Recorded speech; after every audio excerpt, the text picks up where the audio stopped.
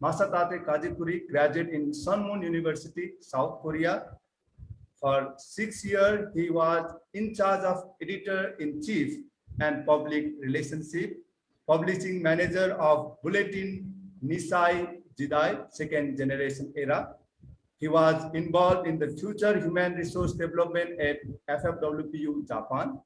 He became the president of World Cup Japan, and he studied policy at Toyo University Graduate School in Japan and religious pedagogy at UTS in United States of America. Currently, he is the Secretary General of Family Federation for World Peace and Unification Asia Pacific region and the coordinator of IAED at the same time as the CEO of Smart Reach Cooperative Limited, and he is expanding the recruitment business for the foreign labor in Japan. And recently, he is serving as a regional director and the vice president of Family Federation for World Peace and Unification Asia Pacific 1. So it's time I'd like to welcome for the welcoming remarks and special remarks our respected Mr. Masataka Kajikuri, Vice President of Family Federation World Peace and Unification Asia Pacific 1.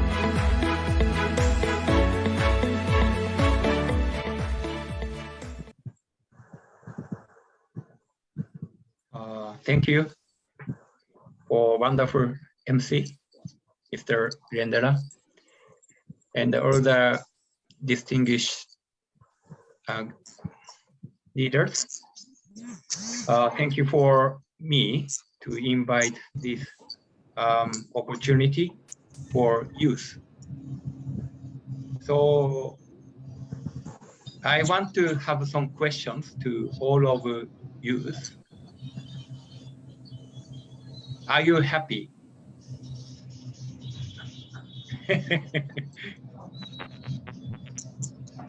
Are you happy? Yes. Yes. Yes, sir. Yes. Yes, sir. Sir. Yes, we You are. are responding. Yes, sir. So human beings always wanting happiness. Without exception, everybody wants to be happy, right? Yes. Yeah. Yeah. So, and what make you happy? It depends on people. Mostly, people can feel happy through if you are desire kind of need fulfilled, you can be happy. Your desire from the external to internal to spiritual. You know Maslow. Maslow.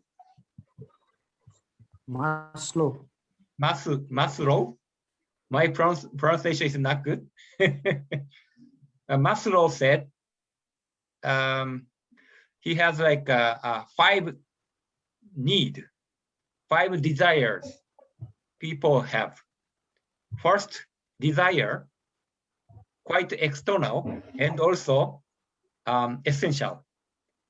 For example, food, clothing, and also sleeping.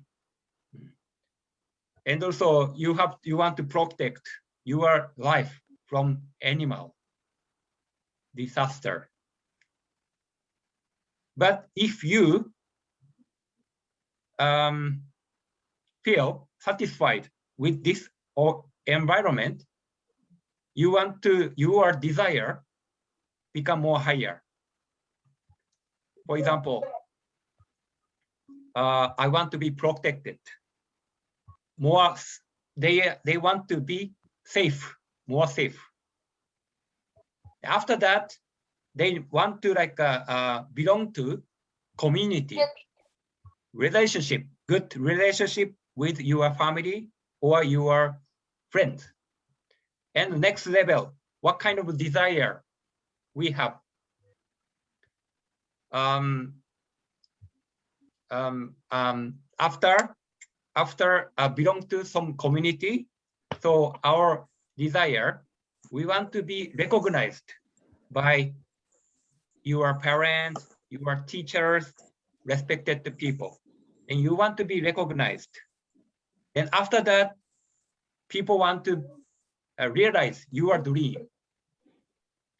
But also, he put as level 6,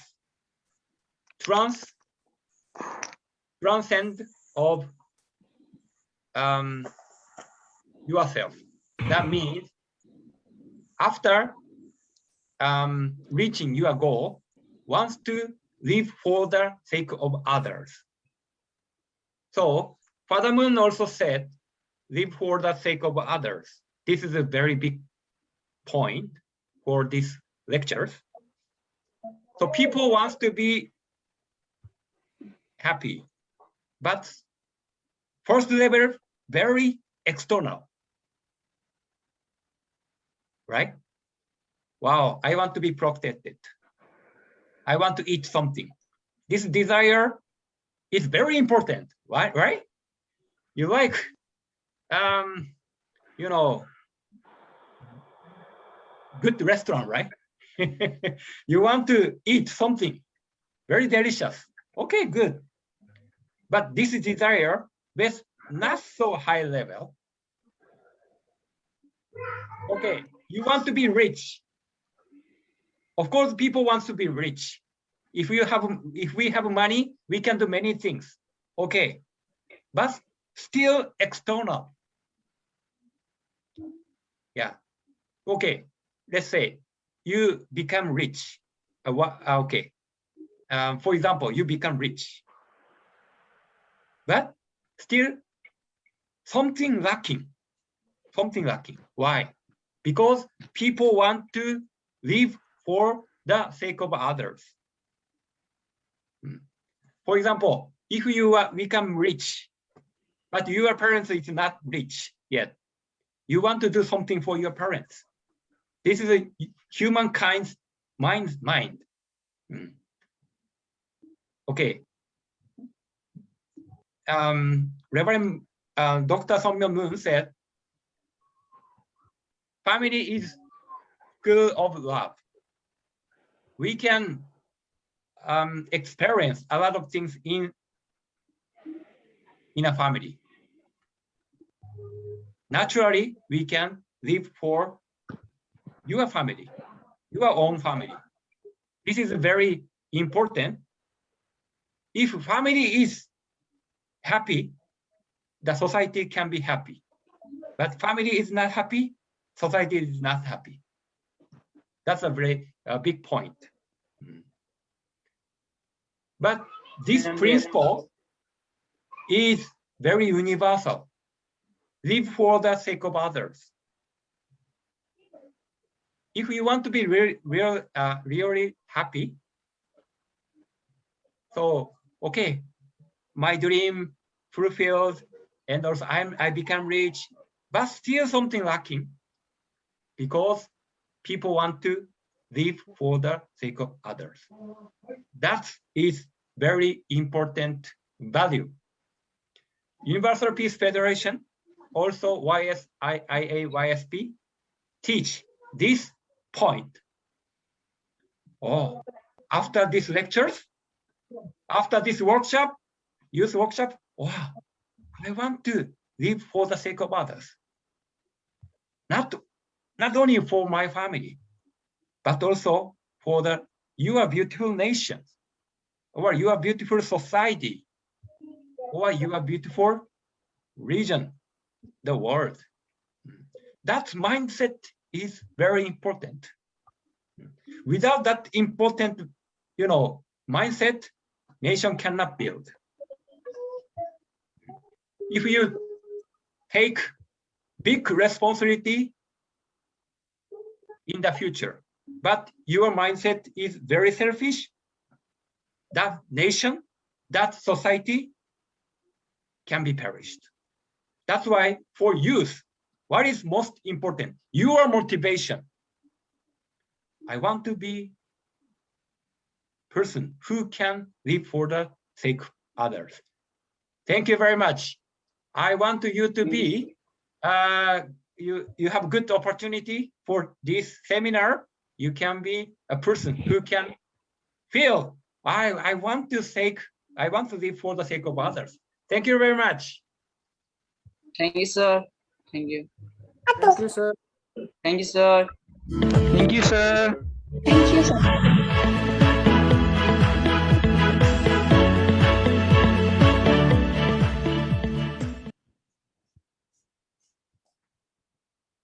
Thank you very much. Once again, give a round of applause to our chief guest of today's program for his very wonderful special message. Our Mr. Masataka great message to really help all the participants to live for the sake of others, to build for their family, their society, their nation, and a peaceful world. We are so honored to have you, our chief guest today, Mr.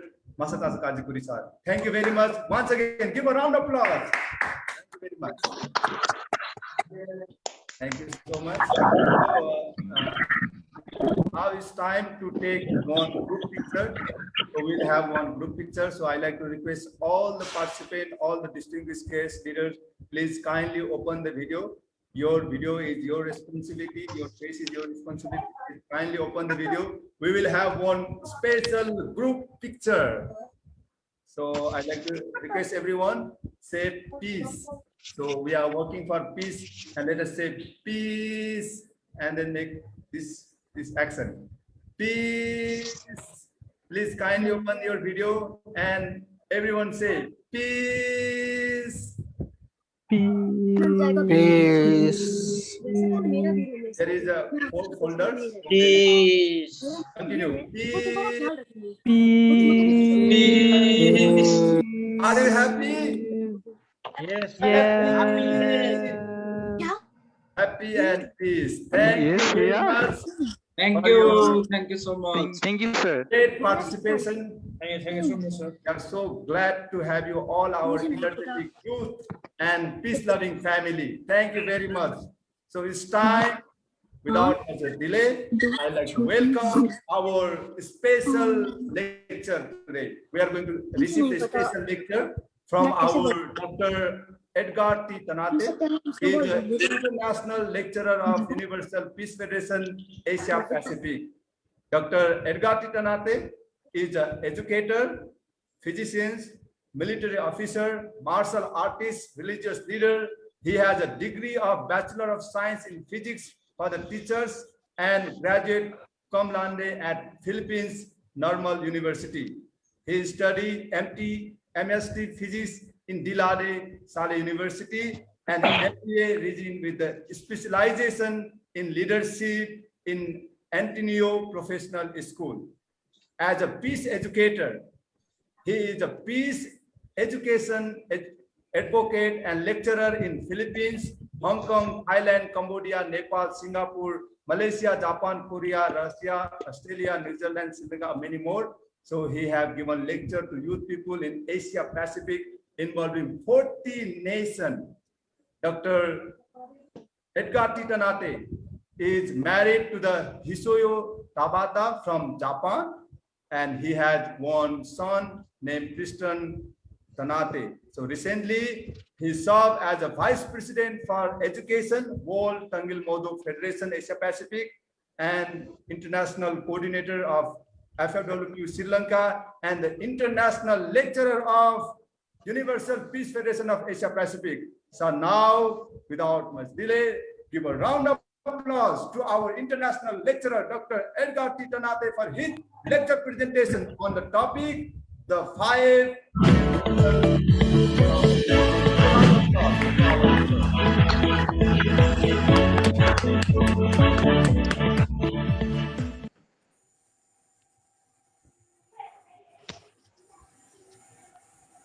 I'd like to greet a pleasant afternoon to everybody. How are you, everyone? Can you hear my voice? Yes, sir. Yes. We can. We're fine. We are fine. How about you, sir? Okay. Okay. So, I'd like to start my presentation today to all of our wonderful young leaders of South Asia. Welcome to the Youth for Peace and Family Workshop with the theme, Family is a School of Love and Peace. So the title of my presentation today is The Universal Principles of Peace. Okay, everyone, so let us begin. The founders of Youth and Student for Peace, as well as the Universal Peace Federation, is Father Moon and Mother Moon. They are from Korea. So we call them Father Moon and Mother Moon because in our organization, we consider each other as brothers and sisters, as like member of one family. So today, I'd like to present a topic on the universal principles of peace. So the question is, do you want to be happy? This is the question of our very own Vice President for Asia Pacific region, our Masatate Kajiguri. And I know that everyone actually really wants to be happy, isn't it? Everybody wants to be happy. Yes, sir. Does not matter whether you're rich or poor, or you're handsome or ugly or beautiful. Everybody wants to be happy. If you try to study and check, there are so many advancements in our time today. The legacy of our new, how do you say, discoveries in science and technology. You can see the 20th century has given us incredible development and advancement. So, however, the reality of our world is still a problem. When you try to study what happened during the World War II, almost 40 million people died because of war. So everybody wants to be happy, but many people actually are not happy. More than 6 million, even Jewish people, was killed by Hitler in the gas chamber during the World War II. Remember 9/11? More than 4,000 people died. There's problem and destructions and war in Afghanistan, in Iraq, even in Syria.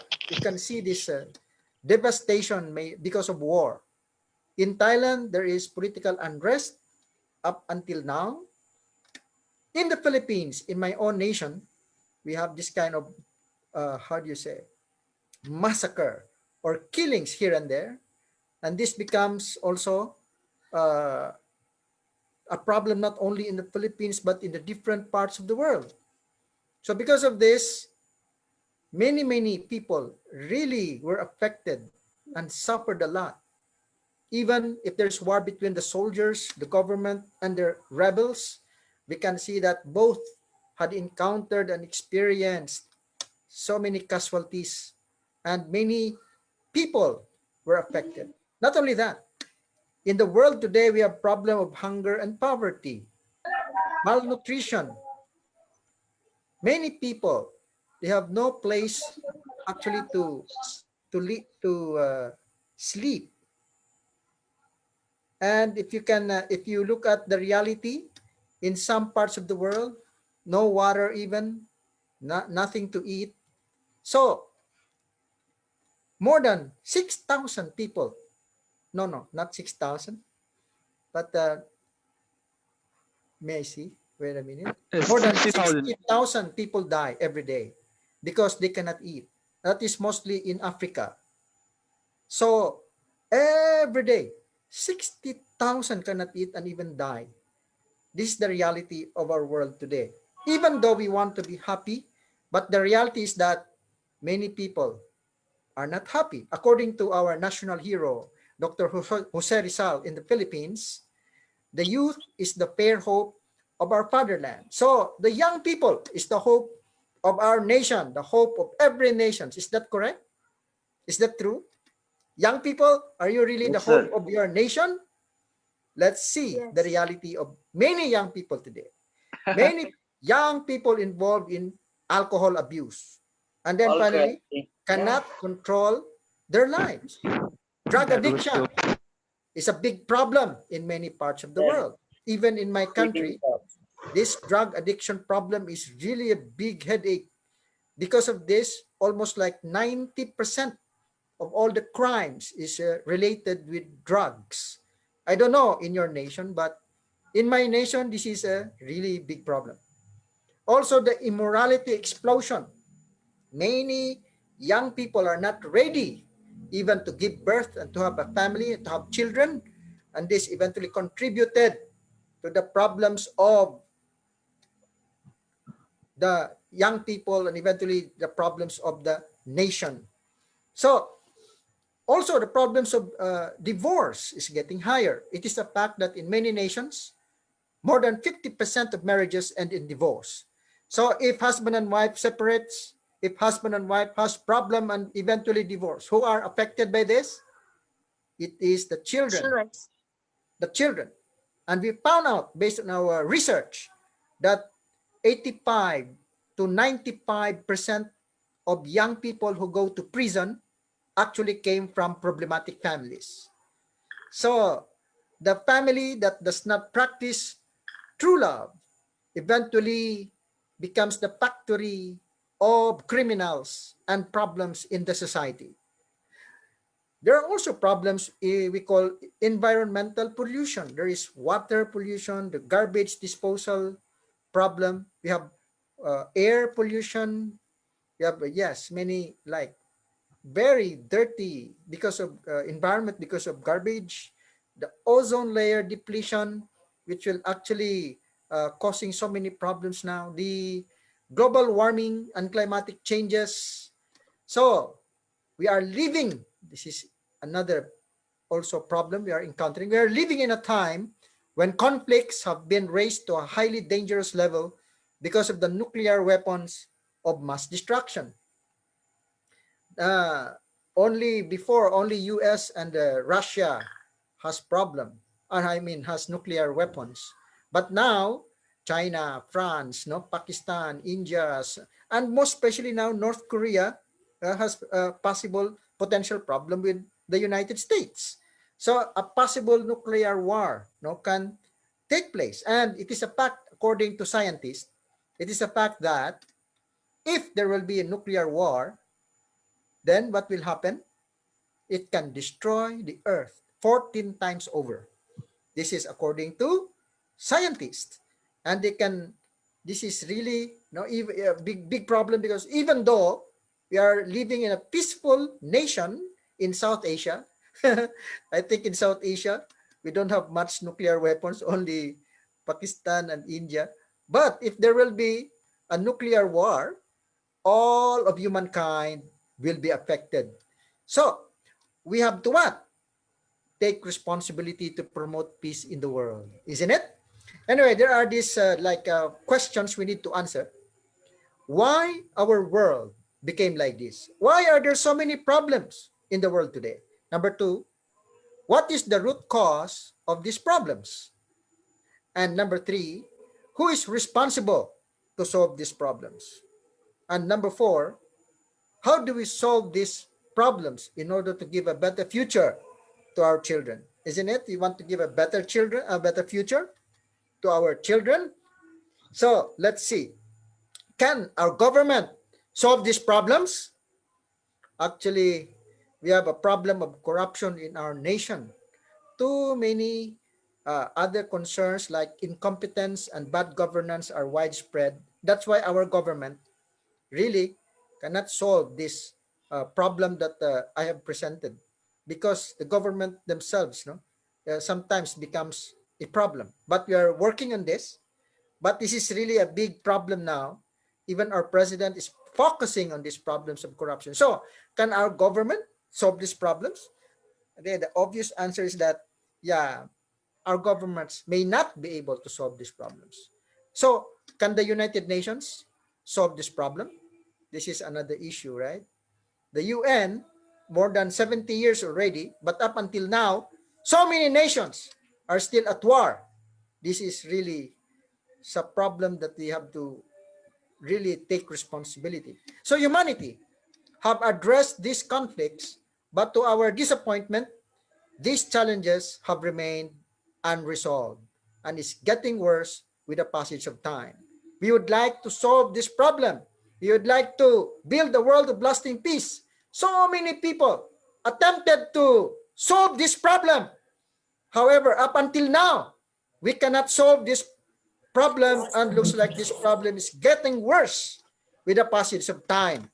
So how can we really establish a world of lasting peace? How are we going to realize our dream of peace, no, young people? So according to the UNESCO Constitution, if you try to read this UNESCO's Constitution, it actually is placed there, written there, since wars begin in the minds of men. It is in the minds of men that the defenses of peace must be constructed. So, you know, before we do some action, it actually starts in our minds. What kind of philosophy, what kind of belief system, no, we are entertaining and we believe, and based on our mind, then we do some action.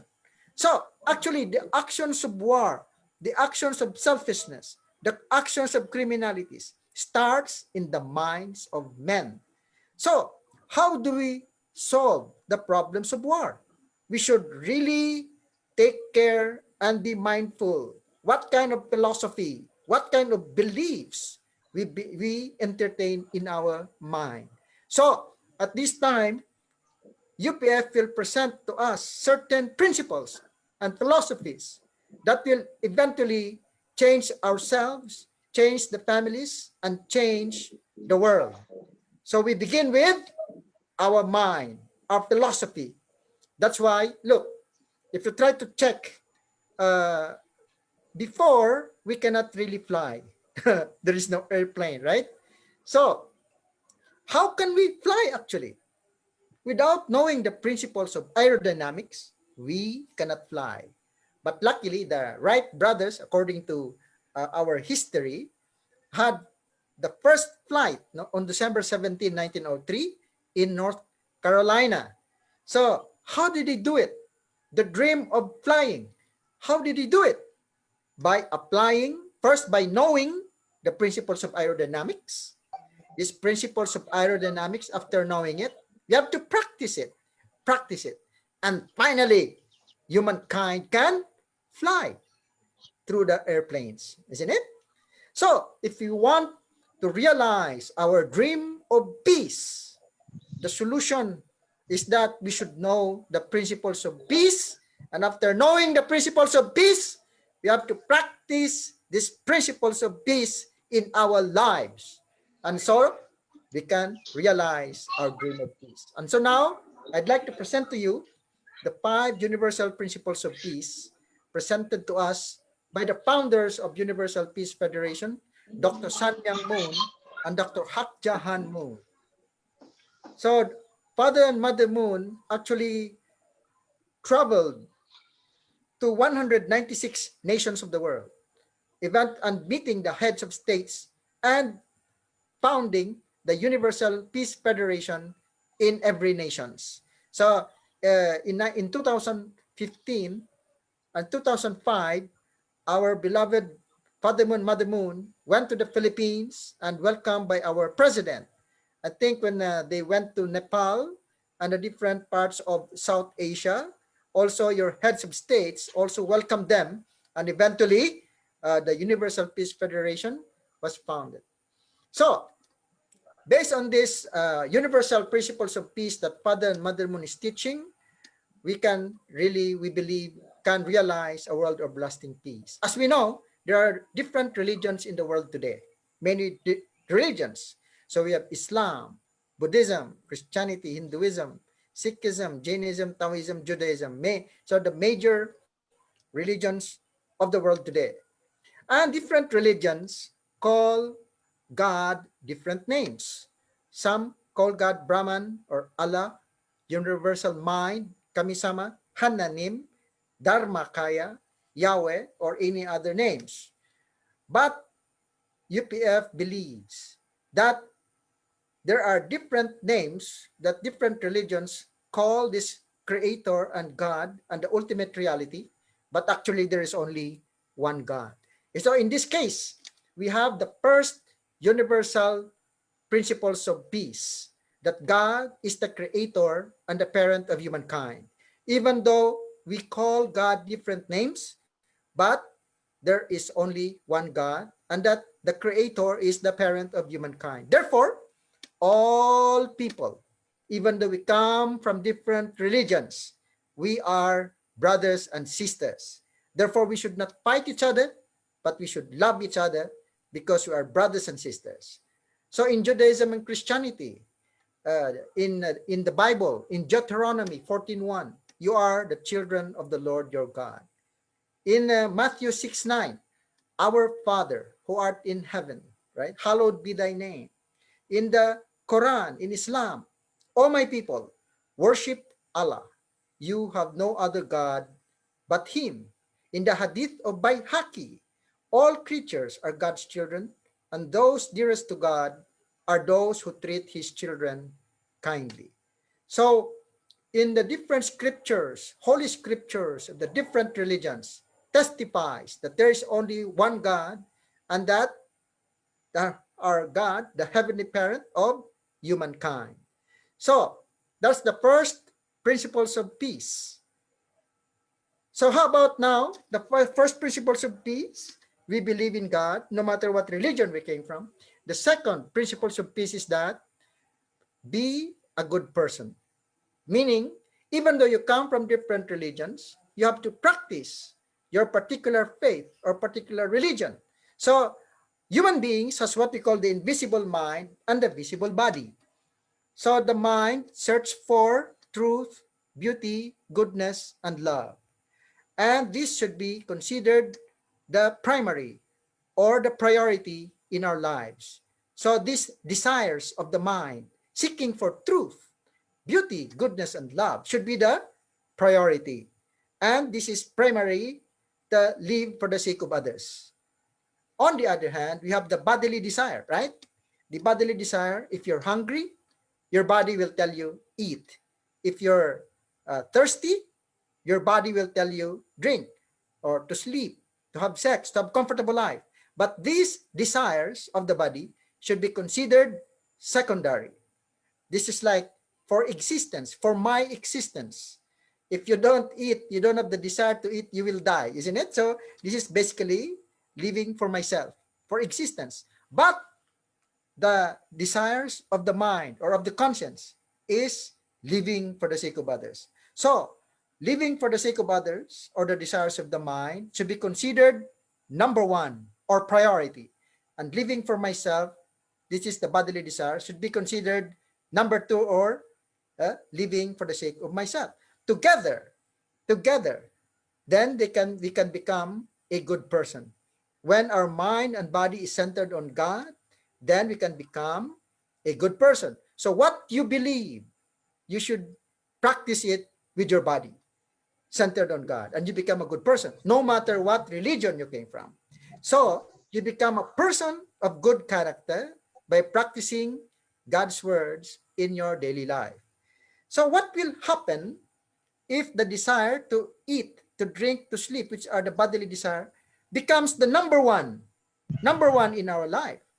These desires are actually equivalent to instinct of animals. Okay, so when you live a life centering on the bodily desire, meaning the bodily desires of eating, drinking, sleeping, having sex, and comfortable life becomes primary, you become a selfish person. When the desires of the conscience or the mind, seeking for truth, beauty, goodness, and love become secondary, then you have a big problem. You will commit immorality, corruption, robbery, rape, violence, and war. Then you can engage in drug abuse, alcohol abuse, smoking, gambling, and many other bad things. You become a bad person. So our body's desire are not bad actually, but it should not be the priority in our lives. It should be the desires of the mind or the desires of the conscience that should be considered number one or priority. And bodily desire supportive role or secondary. And then you become a good person, no matter what religion you came from. So, when you try to again check, man has the invisible mind and the visible body. And we have bodily desires to seek for food, shelter, wealth, comfort, and we become materially happy, externally happy. However, we also have the desires of the mind. We seek for truth, beauty, goodness, and love. Do you want to seek the truth? Do you want to look at something that is beautiful? Do you want to be a good person? Do you want to love and receive love? It is like that, right? So if we fulfill this spiritual desires or the mind's desire, we experience what we call inner happiness or inner satisfaction. On the other hand, if our bodily desire we fulfill, then we also experience physical well-being or external happiness. So if you're hungry and then you were able to eat food, are you happy? Yes, you're happy, right? So, however, what is inner satisfaction? We are very, very familiar with physical well-being or external happiness because when you eat, you're happy. When you have money, you're happy. That is the kind of happiness that everybody knows. But do you know what is inner happiness or inner satisfaction? This is the kind of happiness that is not so popular, but this is very, very important in our lives. It should be the number one and the priority, so that this inner happiness combined with physical well-being, then we can experience true and lasting happiness. Let me give you an example. What is this inner satisfaction? What is this inner happiness? So, for example, this is my experience when I was in the university, studying in the university. I want to save money, so I always try to go out of the school campus and find a cheap restaurant in order to eat my lunch. One time while walking, I'm hungry and then I want to eat my lunch. There was a beggar, asking money from me. I really pity that beggar because that beggar said, "Please give me money. I did not eat for 3 days already." Oh, I can see she's really very hungry. So I'm also hungry because that is lunchtime. But I really pity that beggar. And then I told the beggar, "Okay, come with me. Let's go." Then when we went to the restaurant, I bought lunch. This lunch I give to the beggar. "Okay, you eat because you're hungry." Then he said, "Really? You give this to me?" And so, "Okay, yeah, please eat." And then this beggar really eat this food. Wow, very, very happy, very, very grateful eyes. This beggar looked at me in the eyes. And then I can see the eyes of the beggar, so grateful eyes. And then he told me, "Wow, thank you very much. Because of you, I was able to eat. Wow, thank you very much." He really happy. But when she is happy like that, me, who looks at him, really feel more happy than this person. This kind of feeling, the joy of generosity, the joy of living for the sake of others. This is what? This is inner satisfaction. This kind of happiness cannot be bought by money.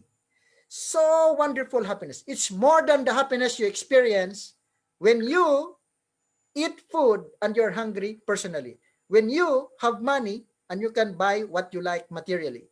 So these two kinds of happiness, inner satisfaction when you live for others, and when you sustain yourself while eating and having money like that, should be together in a give and take action and balance together inner happiness and external happiness. And then you experience what?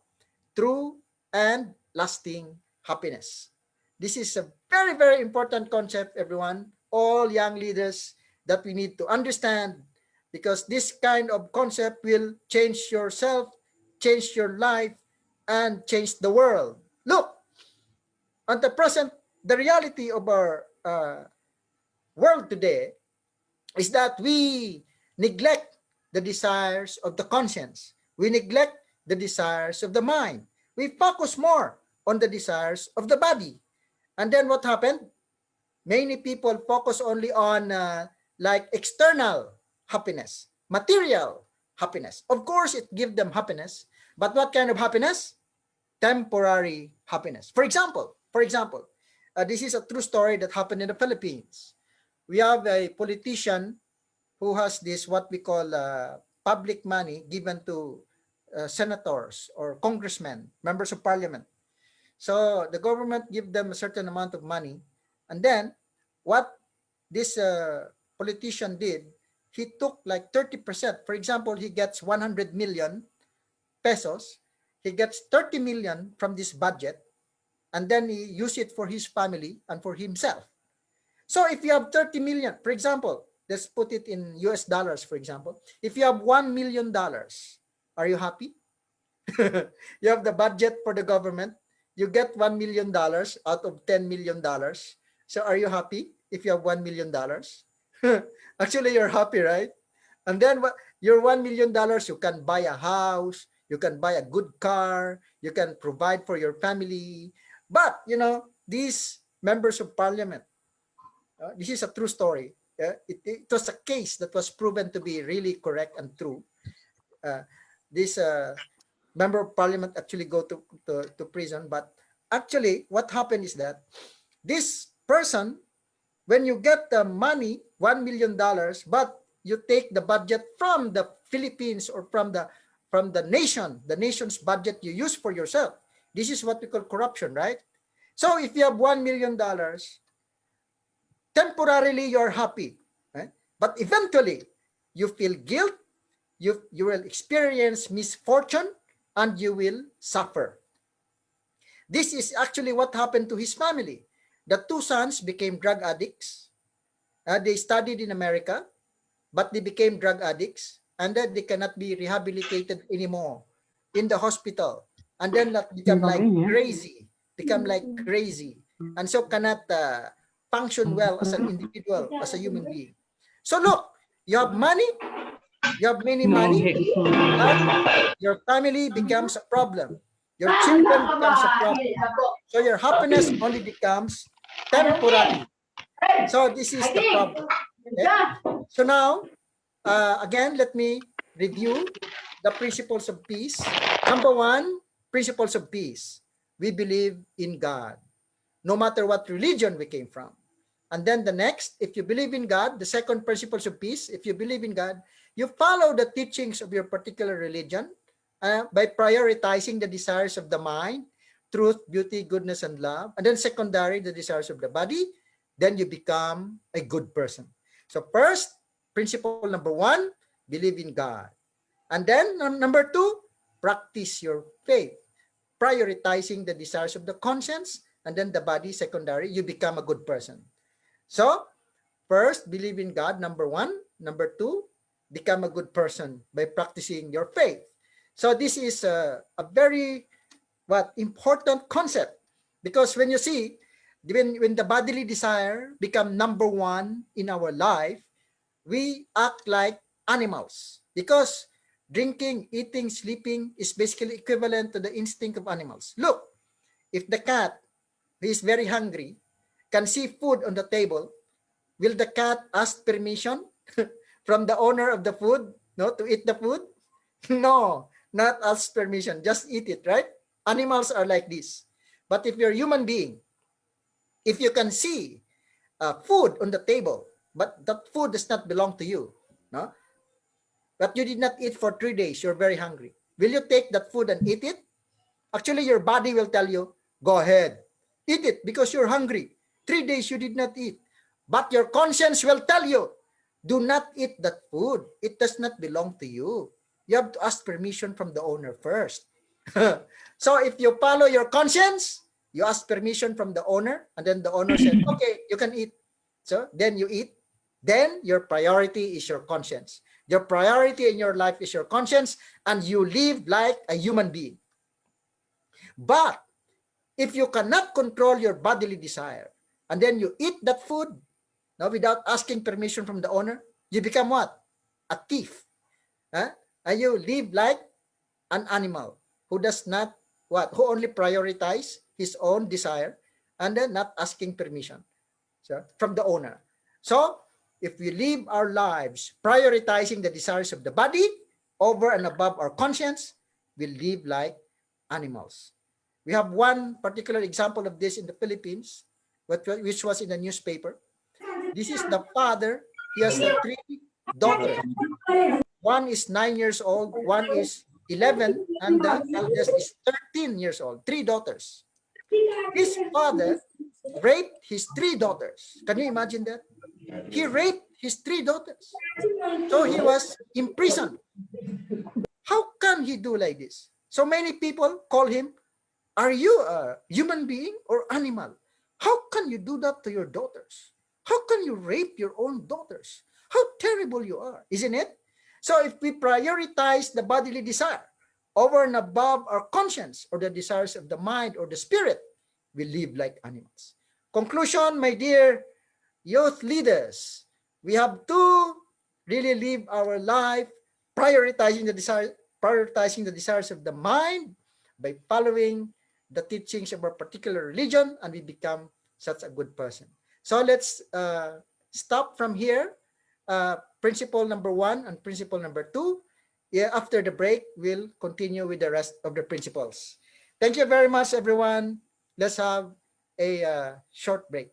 This time, I'd like to again welcome our energetic, powerful, international lecturer, Dr. Edgar T. Tanate, for his next lecture presentation. Once again, give a round of applause. Once again, greetings to everybody. Can you hear my voice? Yes. Hi, how about the slides? Can you see the slides? Yes. Okay. Okay, so let's continue, everybody. Okay. So, but I cannot control my slides. Wait a minute. Yes, we can. But I need to control it. So I will share again.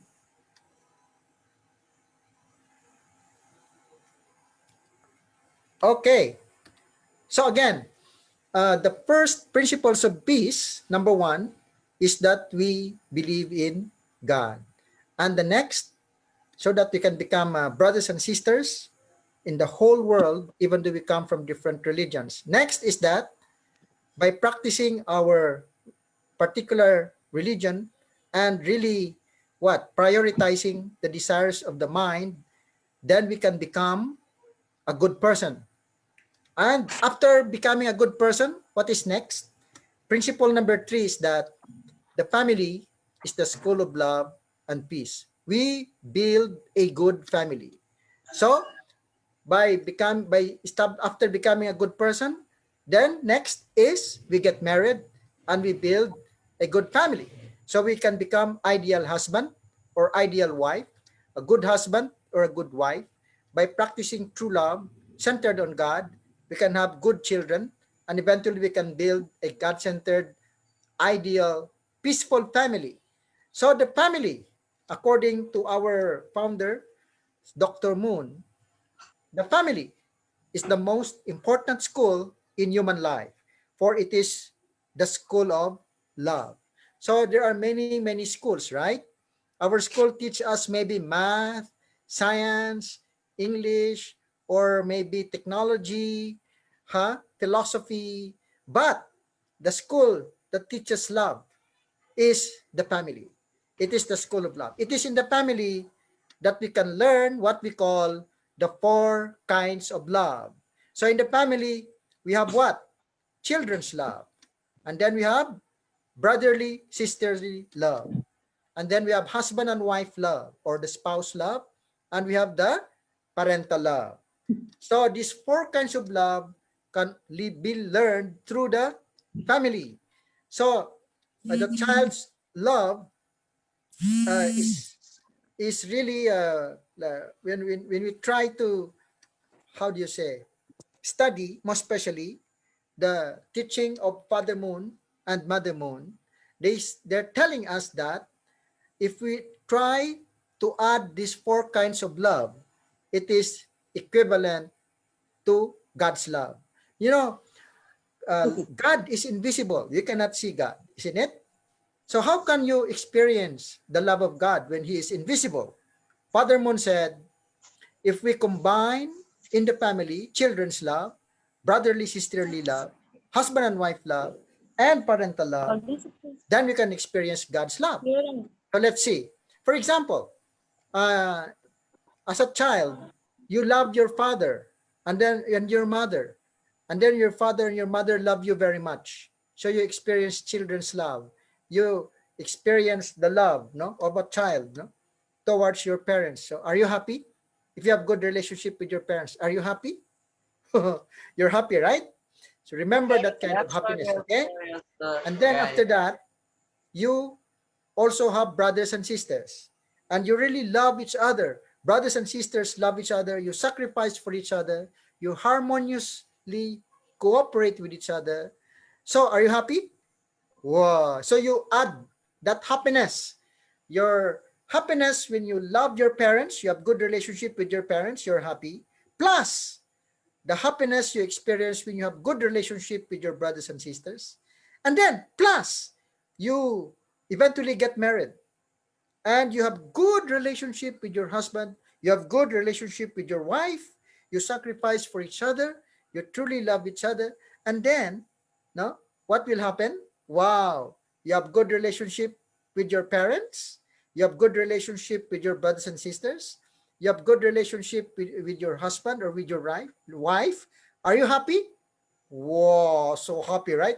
And then, because you love each other as a husband and wife, eventually you have children. And as a parent, you experience the love of a parent towards the children. And you have very, very cute, very wonderful children. And then you really love your children love you back also. Whoa, you combine these four kinds of love in the family and you experience the love of God. So Father Moon said, the love of God is the totality of children's love combined with siblings love, combined with husband and wife love, combined with parents love. Wow. So this is what? The kingdom of heaven in the family.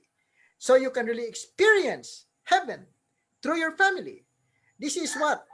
The amazing experience of God's love. According to experts, once children experience these four kinds of love in the family, most likely they will not become criminals.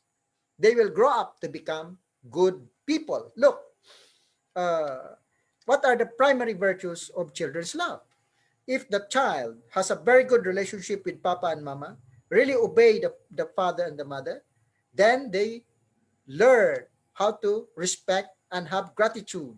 So respect and gratitude actually can be learned from the family through the child and the parent relationship. If this child goes to the school, he can easily respect the teacher. He can easily respect older people, the same age of his papa and mama. So respect and gratitude is very important, no, to the school, in the school, and in the society. Children learn this through the family. But if that child does not have a good relationship with his papa and mama, not obey father and mother, when this child goes to the school, he becomes the number one problem of the teacher, isn't it? So this kind of respect and gratitude can be learned in the family. How about the primary virtues of brotherly sisterly love? It is harmony and cooperation. So harmony and cooperation, this is what we learn through brotherly sisterly love. If we have good relationship between brothers and sisters, we work together, we work harmoniously together in the family as brothers and sisters, then you really learn how to harmonize and cooperate with other people. When you go out to the school, when you go out to the society, it's very easy for you to harmonize and to cooperate with other people. But if in the house already brothers and sisters fight each other, cannot unite with each other, very easily fight each other. So what happens? When this person goes out of the house, of their home, it's very easy for them to pick a fight. It's very easy to them to fight with other people, and eventually he can even kill other people and become a criminal. So where do we learn harmony and cooperation? It is in the family. So the family is very, very important. It is the place where we can learn harmony, peace, and actually love, isn't it? So, oh, my slides. Okay. So what are the primary virtues of husband and wife love or spouse love? That is fidelity and commitment. When husband and wife truly love each other, they can develop this fidelity and commitment to each other. Then these parents becomes good example to their children. And these children will grow up to be emotionally stable. And they also, when they become older and they want to get married, they want also to establish a beautiful family just like their papa and their mama. See? So actually children follow not what their parents say, but what their parents do. Therefore, if we want to have good children, parents should become example and good model for their children. For example, you yourself, you are smoking, and then you tell your children, oh, my son, do not smoke. That is not good for you. But you yourself, you are smoking. Will your children follow you? Cannot, no? So parents should really be a good example to their children. So this is loving each other as husband and wife. It was proven by psychologists and many experts that good children came out, no, from this kind of family where husband and wife has a very good relationship. So what are the primary virtues of parental love? It is investment and compassion.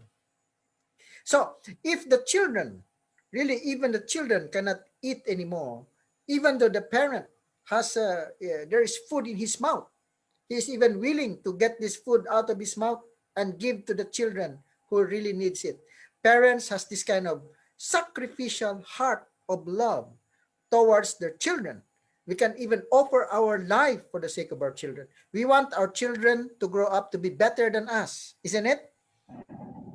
This is very, very important, right? For example, I'm only high school graduate, and then my son graduated in high school.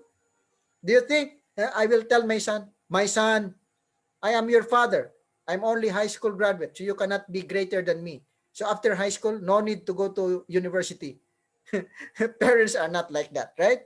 Parents want their children to be better than them. So if we have this kind of heart of investment, compassion, and sacrifice, and you become a leader, as a parent, you become a leader in the community, you become a leader in the province, or you become the leader of the nation, then your heart of investment and sacrifice is there because you learned it from your family. Then you can become a good leader. You sacrifice for your people because they are like your children, right? So this is an amazing leadership, training to be a parent of love who can sacrifice for the children. So the parent does not keep a record of how much they have spent, no, for their children. He said, are you keeping a record of how much you spent for your children? And then when your children grow up and have a job, you ask your children, okay, this is how much I spent for you when you were small. Return it to me. Do you do that to your children? No. So actually, if we have and if we develop strong families in the society, then that family can be of service to the community. If we have many families who really love each other and practice the 4 kinds of love in their homes, in their family, no matter what religion they came from, they become a peaceful, loving family, and this family can be of service to the community, and the community can become peaceful community, progressive community, a community that lives for the sake of each other. What a wonderful community that community would be. Even though they have different religions, they have different families, but they practice true love in their families. This is the secret to realize a world of lasting peace. So therefore, the family, we can learn good morals in the family. We can learn the 4 kinds of love in the family. And then when you go to the society, you naturally practice charity. You live for the sake of others. You live for the sake of the nation, and you become a patriot. You live for the sake of the world, and you become a saint. So the family actually is the starting point and the school where you learn living for the sake of others. So when you learn living for the sake of others in your family, then when you become a leader, when you become a teacher, a professor, when you become a businessman, you can naturally live for the sake of others. And if you do that, if many people live for the sake of others, we can establish a peaceful society, a peaceful nation, and a peaceful world. How wonderful it is if we can build a beautiful family of true love, isn't it? And then our society can become a better society. Our nation can be a better nation. And the world can be a better world. Okay, so what is the peace principle number 1? We believe in God, no matter what religion we came from. Number 2, what is number 2? Be a good person by living a life of what? Prioritizing the desires of the conscience. Secondary is the desire of the body. Now, becoming a good person. And number 3, what is number 3? If you're a good person, you build a good family. You multiply the goodness that you've developed in yourself by establishing a good family. And after establishing a good family, what is peace principle number 4? We live for the sake of others. And then we help build a peaceful society, a peaceful nation, and a peaceful world. Then we can realize a world of lasting peace that can last from generation to generation. And some religions call it the kingdom of heaven on earth, or what we call nirvana, or what we call utopia on earth, a world of lasting peace. Wow. No? So we live for the sake of others, meaning we can live for the sake of the family, live for the sake of the society, the nation, and the world. So maybe you must be asking questions like, whoa, why do I need to live for the sake of society? Why do I need to change my nation and live for the sake of my nation? Why do I need to contribute to world peace? Why? Okay, let's say you become a good person and then you build a good family, but you stop from there. You just want to build your own good family. You did not care for the society. You did not care for the nation. You did not care for the world. So what happens? If the society is bad, where there are still hold-uppers, rapists, criminals, and bad people, is it possible that your good family will be affected? Is it possible? If the media is corrupt, if the government is corrupt, and then there are still many criminals, killers, rapists in the society, so is your family safe? Will your family not affected by the evil society and the evil nation? My goodness, no? The society is bigger than your family. So if the society is bad, even though your family is good, anytime your good family can be destroyed by the evil society, by the bad nation, or by the bad world. Therefore, we have to help work together to build a good society, a good nation, and a good world. Not only that we build a good family, but we have to change the society so that our family will be protected. We have to save our nation so that the good society will be protected. We have to really build a one world, a peaceful world, so that our good nation will be protected. This is how we build a world of lasting peace, so that war will never come back anymore. Look at that. If you try to check atoms, the atoms, because of the give and take action, cooperation of proton and electron, give and take action between proton and electron, an atom is formed. Isn't it? In the solar system, because of the centripetal and centrifugal forces between the sun and the 9 planets, they cooperate with each other. So the solar system was built. So from the smallest atom to the largest solar system in the universe, it is because of cooperation, because of harmony, because of give and take action, that there is existence and development.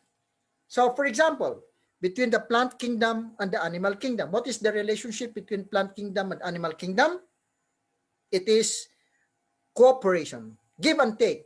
Plant kingdom gives oxygen to the animal kingdom. Animal kingdom gives carbon dioxide, right? Carbon dioxide give to the plant kingdom. And so they give and take action, cooperate with each other, plant kingdom and animal kingdom. And so plant kingdom can survive and develop. Animal kingdom can survive and develop. For example, we as a part of the animal kingdom, no, we become selfish. You try to be selfish. You want to really be selfish. Okay. Yeah. Inhale. So you want to take. Inhale. But you don't want to give. So what will happen? You only want to take. Inhale. Inhale. Oh my gosh. You don't want to give. You only want to take. My goodness. What will happen? You will perish. So, according to Father Moon, a selfish person is destined to perish. But a person who lives for the sake of others is destined to develop and to prosper. So, it must be what? Cooperation. Give and take action. Not selfishness, but living for the sake of others. So, how do we progress in the human society? That is by following the law of cooperation. For example, if parents and children cooperate with each other, love each other, and really support each other, then parents and children can be both happy. If teachers and students support each other, have a good give and take action between teachers and the students, then the students can graduate, isn't it? As teachers also can develop. So employers and employees, good relationship, then the company will develop. If the government and the people have good relationship, then the nation will develop. If there is good give and take action, if there is cooperation, there is development, there is progress, even in human society. So that's why in Talmud Baba Kama, he who prays for his fellow men while he himself has the same need will be answered first. In the Bible, in Christianity, by this shall all men know that you are my disciples. If you love one another. In the Quran, in Islam, those who act kindly in this world will have kindness. So, with the different religions, this scripture supported that living for the sake of others is very good. It is the right way to live our life. So, again, let's review everyone. First, we believe in God. We believe in God no matter what religion we came from. The next, principle number two, what? Be a good person. Practice your particular religion by living for the sake of others like that. And then, number three, live for the sake of others and help build a good society, a good nation, and a good world. Right? And then what is number four, brothers and sisters? What is number five now? Number five, interreligious and international cooperation are essential to world peace. So religions of the world must work together and not fight each other. You know, religion is actually the source of humanity's deepest values and highest ideals. We learn the good things in our lives through the teachings of our particular religion, isn't it? So religion actually is very good. Religion is a powerful instrument for personal transformation. Many bad people, once they involve in a certain religion, they become good people. So religion is actually very good for people and for society. So religion also is the spiritual and moral framework for society. Our constitution, the constitution of different nations of the world, is actually based on the teachings of the different religions. So religion actually is very good. But if religion is misused, it can have devastating effects. Religious disunity shapes individuals and society negatively and blocks the way to peace. If you use religion to criticize other religion, to persecute other religions, then it will be a bloody war. And it is a terrible war. No? And it is really not good. So we have to respect other religions. We have to understand other religions and work with them harmoniously, not fighting each other, not killing each other. We have to love each other as brothers and sisters because we only have one, what? God as our heavenly parent. So religions of the world, according to Father Moon, if religions do not give high priority to interreligious dialogue and harmony and practice this, religion and harmony among civilizations will be impossible. It's impossible to realize world peace if religions fight each other. So according to Mahatma Gandhi, an eye for an eye will make the world blind. We have to cooperate and love each other, harmonize with each other rather than fighting each other. That's why UPF invited Christian ministers, Jewish rabbi, and Islam imams to go to Israel together with other religious leaders of the world and finally come together to promote harmony among religious leaders. So UPF sponsored more than 500 religious leaders around the world to come to Israel and promote the unity of the different religions, the harmony of the different religions. Religions should not fight each other. So we conducted more than 40 international conferences like this in Israel, where we gathered more than 500 religious leaders to promote harmony of religions in Israel.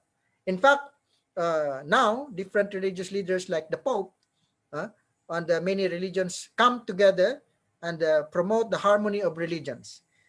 So we have to really promote the harmony of religions instead of fighting each other and putting each other down. We have to work together in order to build a world of peace. So finally, my dear young leaders of South Asia, let's review again the 5 principles of peace. Number 1, God is the parent of humankind. So no matter what religion you came from, we believe in God. Next, what is principle number 2? We become a good person by practicing the teachings of a particular religion, prioritizing the desires of the conscience more than the desires of the body. So human beings are essentially spiritual in nature. We have to be a good person by practicing our faith.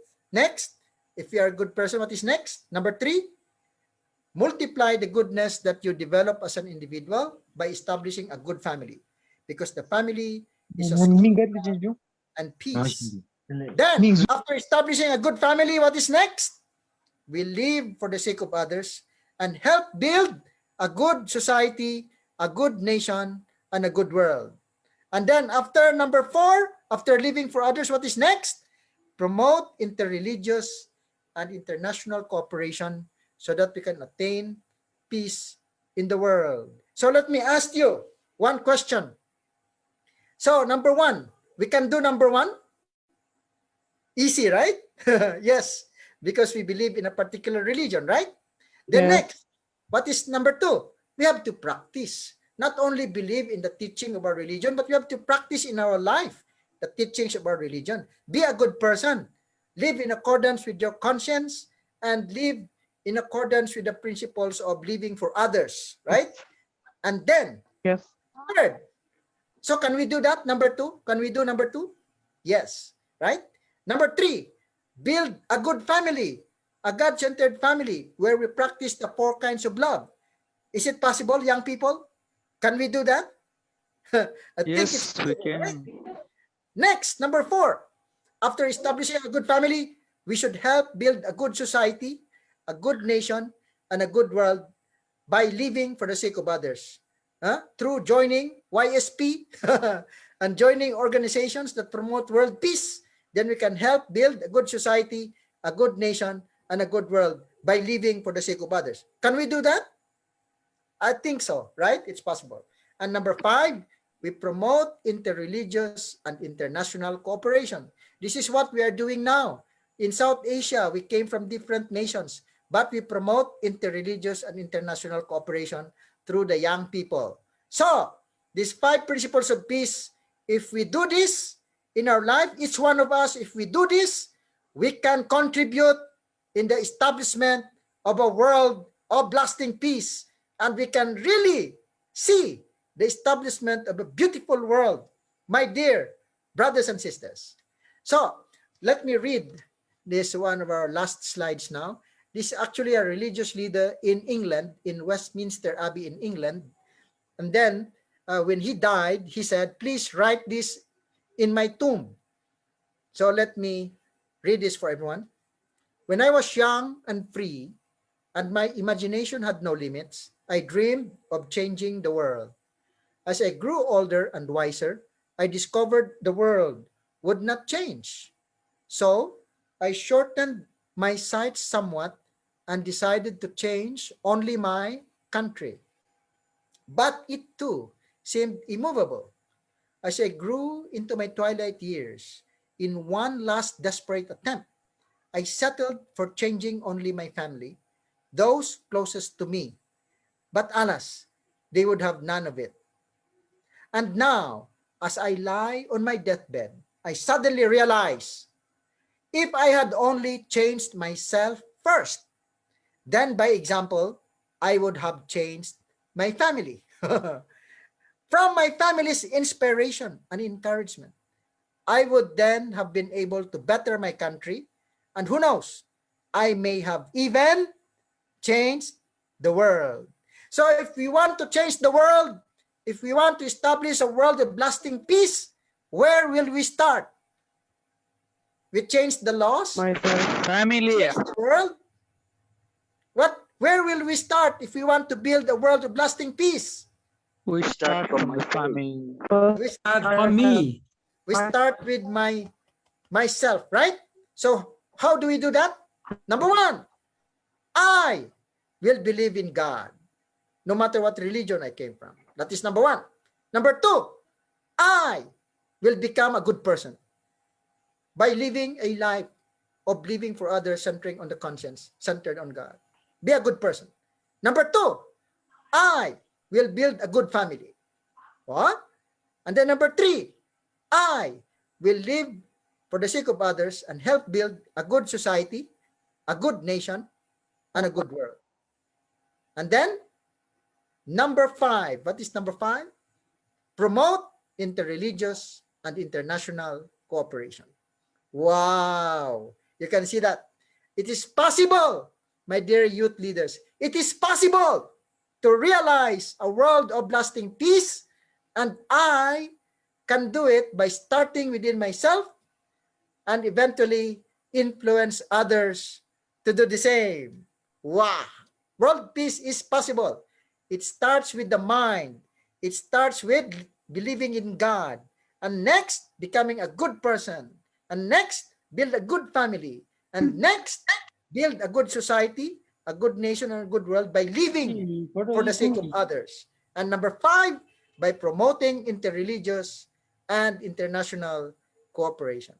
So all peace-loving young people of the world, South Asia must work together to promote the principles of peace to all people and all together build a world of lasting peace. Yes, the youth are indeed the hope of our nation, the fatherland. We can change our nation. We can change the world by starting with ourselves, by believing in God, changing our mindset, and next, becoming a good person, and then build a good family, and then help build a good society, a good nation, and a good world by living for the sake of others, and then promote interreligious and international cooperation. Wow. Thank you very much, everyone, for listening. So today, for the closing remarks, I'd like to call Sri Krishna Adhikari. He is the Secretary General of Universal Peace Federation of India and the National President of Family Federation for World Peace of India, the energetic, dynamic leader of India. So once again, give a round of applause for the closing remarks, Sri Krishna Adhikari ji.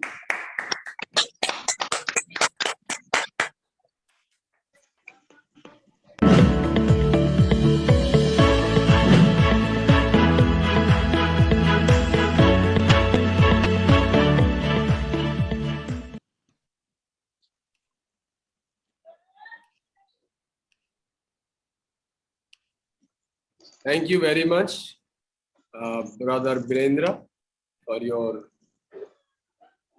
welcoming. A very warm good afternoon and namaste to all the great leaders of South Asia. I am very honored to speak to you all in this very, very auspicious Youth for Peace and Family workshop, held on the theme, The Family is a School of Love and Peace. So I am really honored. Thank you, Reverend Santosh Paudel, for giving me the chance to speak. And all the 7 countries of Asia, the hope of all the 7 countries of Asia, I congratulate you for attending this very beautiful workshop today. You have already heard a very, very beautiful presentation from our learned and very, very, special lecturer from the great nation of Philippines. He has very, very beautifully explained about the 5 great principles that can really help our life to be a peaceful life and to build our family as a peaceful family. So at the conclusion, as I am asked to give a closing remarks, I consider this to be a kind of climax words. And if you go to a movie theater, you don't want to, finish your movie with the sad ending. I mean to say, very bad ending. You want to have a very, motivated ending. So I don't know whether I will be able to motivate you or not, but my purpose is that to really encourage you to join the next coming workshop that the Family Federation and Youth and Student for Peace will organize for you. This is not yet even beginning. So I just would like to conclude with a very short remarks, reminding you the world problems that, Dr. Edgar Tanate also explained to you. We are living in a truly, truly, terrible world with so many problems already with us in the name of nationalism, religion, caste, creed, and on top of that, corruption and everything, the youth immorality, family problem, everything, lecturer Edgar Tanate showed us. On top of that, we are now from last year, we are terribly, disturbed by this pandemic of coronavirus, the global pandemic. And today, when you attended this workshop on the theme, family as a school of love, everyone dream it. Who doesn't dream to have a peaceful family and who doesn't want to have a happy and peaceful life? Everyone. But not even a one we find a successful model. Sorry to say, you may claim that your family is happy, and everyone were talking about the GNP, gross domestic happiness of the the nation of Bhutan, our neighboring country from India, and happiness. The first lecturer, our vice president, Kajikuri, Reverend Kajikuri, Masatate Kajikuri started with that. Everyone, we may even claim we have our happy family, but no, we don't have. Why? What do we need for having that?